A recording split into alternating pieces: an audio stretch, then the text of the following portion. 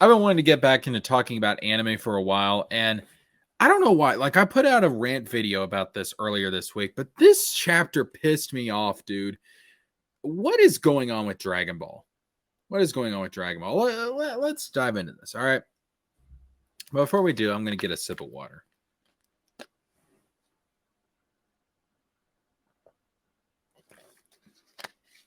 All right. So let's dive into this. So, Dragon Ball Super manga chapter 92 came out this week, and I read the chapter, and dude, I was so pissed off. I put out a rant video about this, just off the fly rant video. I'm going to rant about it again, and I'm going to go into more of my frustrations about this because holy crap, this was bad. All right. So, right now in the Dragon Ball Super manga, they are going over the plot of Dragon Ball Super Superhero the movie. They are adapting it into a manga format. And this movie only came out a few months ago. In America, it came out what, September 2022? And we're in April 2023. So it wasn't that long ago. And the fact that they're recapping it this early, this soon, is extremely lazy, number one, but also extremely boring. Who cares? I mean, is there really anyone out there who is reading Dragon Ball Super the manga who has not seen Dragon Ball Super Superhero the movie at this point? Why do we need a recap? We know what happened in the movie, all right? And look, I like Dragon Ball Super Superhero. I like that movie. It's one of my favorite Dragon Ball movies. Straight up. I probably like Dragon Ball Super Superhero. I probably like that movie more than the average Dragon Ball fan. Straight up. Like, a lot of people don't like that movie. I think it's kind of unfair because I think a lot of people are comparing it to the Broly movie, which I think is an unfair comparison. But I like that movie. I like what happened to Gohan in that movie. I like what happened to Piccolo in that movie. I like Cell Max. A lot of people hated Cell Max because they wanted the original Cell to come back, or they wanted Cell Max to be like the original Cell and have intelligence and stuff. I like Cell Max. All right. Cell Max was like this hulking Frankenstein monster. That's what he was. Okay. He was a hulking Frankenstein monster, and I thought the concept was cool. All right. I thought the concept behind Cell Max was cool. I thought he had a cool design. Orange Piccolo looks cool. Gohan Beast looks cool. I really like the Gohan Beast transformation. I think it's awesome. All right. So I like Dragon Ball Super Superhero. Don't get me wrong. But I don't need to see it again in manga form. And this has been an issue with Dragon Ball Super going back to the very beginning. We had the Battle of Gods movie. We had Resurrection F. And then what happens? They adapt Resurrection F and Battle of Gods as anime sagas. Why? These movies were recent at the time. They had just come out not that long before the Dragon Ball Super anime and the Dragon Ball Super manga. Why did we readapt these things again? Did anyone really go into Dragon Ball Super having not watched Battle of Gods and Resurrection F? Maybe some people did, but 95% of the people that went into reading and watching Dragon Ball Super had seen Battle of Gods and seen Resurrection F. It was not necessary to recap this stuff. We should have just moved directly into the Tournament of Destroyers arc. All right. Start out with a few episodes of Goku and Vegeta training and then move into the Tournament of Destroyers. Plain and simple.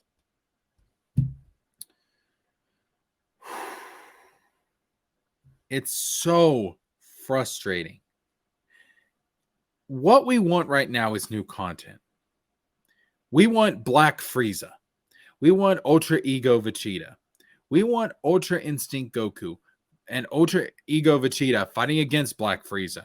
We want to see what happens next. What happens after the Granola arc? And the way this is going with the pacing and everything, this arc that is recapping Superhero is probably going to go on for another 3 or 4 months. We're probably not going to be done with this arc until the end of summer. We're probably not going to get to Black Frieza until the second half of the year. And the first half of the year has been dominated by this prequel to Dragon Ball Super, which was lame. It was so lame.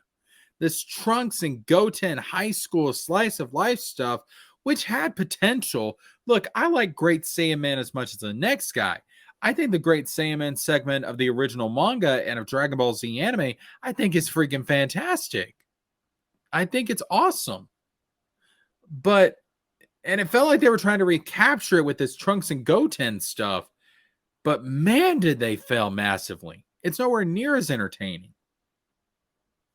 And that's not to say anything about the weird relationship between Mai and Trunks, which, like I said in the original rant video, look, I'm used to this stuff. Okay, it's Japan, it's anime. I've seen way worse, dude. It didn't bother me as much as it did a lot of people, but it did creep a lot of people out, and I understand why. But it just felt so pointless. It felt like the manga had filler, which is so weird, dude. Like, you expect filler in an anime, but not in a manga. And it felt like the manga had filler. It was so weird. And now we get through that lame ass, weak ass prequel crap. And then we go into a recap of Dragon Ball Super Superhero. And look, you may say, oh, well, in the manga, they're going to expand on things. They're going to give more details of stuff. They're going to give more of an explanation to things. And if they did that, it would justify why they're doing this. If they did that, it would justify this arc. But they're not doing that. Dude, I went through this chapter. It's on Viz right now. I went through this chapter. Each panel, it's like a scene by scene recreation of the movie. There is nothing new here. We start out with Goku. We start out with Piccolo versus Gamma 2, just like in the movie. Each panel, it's like scene by scene, the same stuff. And then Piccolo goes to investigate the Red Ribbon Army. He infiltrates their new base. He discovers that they're working on, again, look, this shit, it's the same stuff from the movie. There's nothing new here. He finds out about Cell Max. He goes, we even got the lookout scene, the Corin Tower scene, them gathering the Dragon Balls at Capsule Corp. And then we have the training with Broly and Goku. Like right here, dude. This is one of the things I'm talking about. This is one of the issues I have, okay? You know what they could have done with this chapter, if nothing else? You know what they could have done with this chapter? How did Broly end up on Beerus's planet? Why is Broly training with Goku now? They don't explain it in the movie. Now, we can make the assumption because Goku ended up on good terms with Broly at the end of the Broly movie, we can assume that they're all allies now, blah, blah, blah, blah. So it wouldn't be that big of a deal for Broly to train with Goku now. We can make that assumption. But have Whis and Beerus taken an interest in Broly? Are they interested in his power? Why would Beerus allow Broly to come to his planet? Why? We still don't have that answer. This manga chapter would have been the perfect opportunity to expand on that some more. Like, add in some scenes here with Goku going to Vampa and telling Broly, like, hey, Lord Beerus and Whis are interested in you. You want to come to their planet and train? Like, that would have been cool. Expand on it. Give more context to it. That's something that you can do in a manga that you can't do in a movie. Because with a movie, you have a limited runtime. You have a limited animation budget. But in a manga, you have way more time to expand on stuff. That's why movies have novelizations, because the novelization adds context. You get to look into the minds of the characters, see what they're thinking in certain scenes. Sometimes you get more detailed versions of the scenes. That's why novelizations of movies are justified. But and when it comes to anime and manga, an anime movie has a limited runtime, but you have a manga where you can expand on stuff way more. And they don't take advantage of that. It's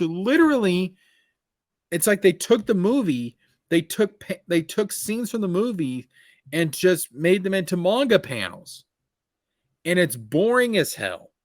And Dragon Ball right now is suffering so bad. And dude, eventually I do want to start reviewing Dragon Ball Super. When I bring back anime to the channel, Dragon Ball Super is one of the things I want to bring with it, in addition to Bleach. But right now, it is boring as shit. I am bored, and I'm probably going to be bored for the next 3 or 4 months until we get to the new crap. Where the freak is Black Frieza? And before someone says, oh, well, how is this any different from an anime adapting a manga? Because usually when an anime adapts a manga, it's a year or two after the original storyline was played out in the manga, number one. Number two, you are adding so much to a manga by putting it into anime form. You usually have color. You have animation, obviously. You have voice acting. You have music. It adds a different content. It's a different experience than reading it. It's an enhanced experience compared to reading it in the manga. So that's why you adapt it into anime. When you're doing the same thing from an anime movie into a manga, you're losing a lot of the enhancements that come with the anime. But you can offset that by adding stuff to the manga that wasn't in the movie. You can expand on things. You can give greater context to stuff. And they're just not doing it. So it makes me ask, what is the point?